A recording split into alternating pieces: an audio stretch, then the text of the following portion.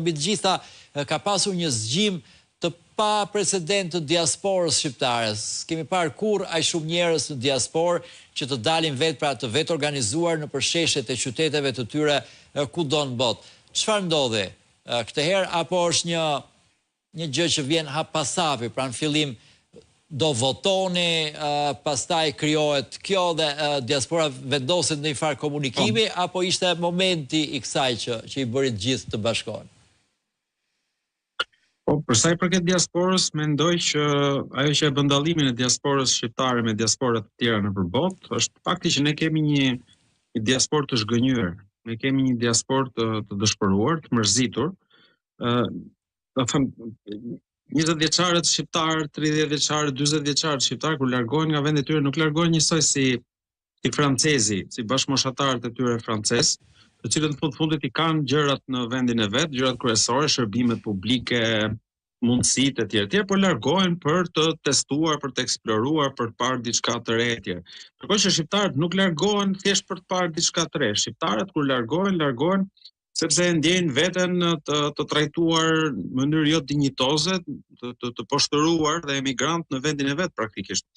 Kështu që ky është dallimi kryesor që ka diaspora shqiptare me diasporën jashtë. Dhe eventualisht kur u jepet mundësia që të protestojnë, si rastin konkret, që ngrenë zërin, patjetër që e bëjnë këtë gjë, edhe ajo vota natyrisht ka shërbyer si një lloj katalizatori, po edhe si një lloj nxitësi për mobilizimin e diasporës, sepse për herë të parë ju dha mundësia diasporës që zërin e vet ta shprehte jo thjesht përmes komenteve dhe postimeve në rrjetet sociale, por drejt për drejt, përmes votës. Në rastin konkret, kjo shërbeu si nxitje edhe për ta çuar angazhimin në një nivel tjetër, për ta çuar angazhimin në nivelin e pjesëmarrjes në shesh, në fakt, në bulevardin e dëshmorët e kombit. Kurse për sa i përket pasaj elementit të parë të pyetjes, ka pasur përpjekje natyrisht për ta përdorur, jo përpjekje shqiptare, pavarësisht se qeveria shqiptare e nxiti atë lloj diskutimi dhe debati për të intimiduar protestuesit, por domethënë nxiti këtë idenë që këta po çohen kundër Amerikës, kundër Kushnerit dhe Ivanka Trumpit etj. Nxiti qeveria. Shumë lloj narrative. Gjë që ishte në fakt është një antireklam e madhe për Shqipërinë, është një gjë që natyrisht askush nuk do duhet ta bënte.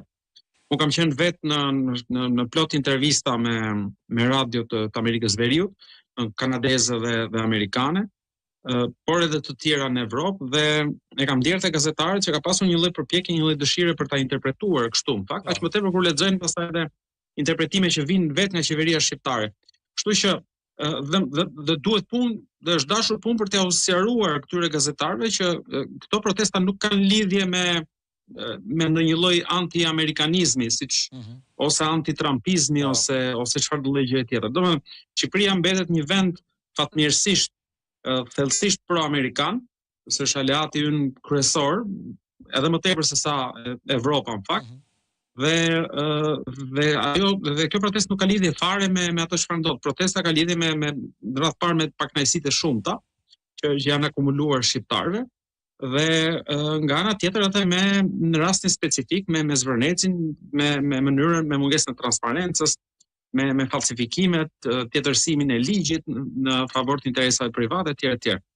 Domethënë kjo ka qenë ajo betejë, dhe këtë betejë qeveria shqiptare e ka humbur përpara opinionit publik, sepse protesta në fakt përkundër asaj çfarë shprehte si frikë në thonjza qeveria shqiptare, protesta e ka përmirësuar imazhin e Shqipërisë në botë.